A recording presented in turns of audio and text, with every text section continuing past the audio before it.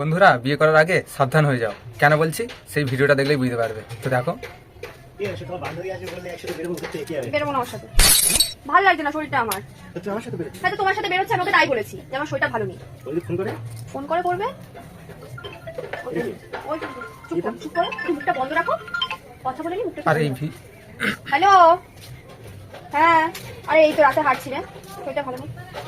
আরে আমার পাশে একটা কুকুরের বিস্কুট খাচ্ছে, আমি খাওয়াচ্ছিলাম। হ্যাঁ ওই অবস্থায় হচ্ছে।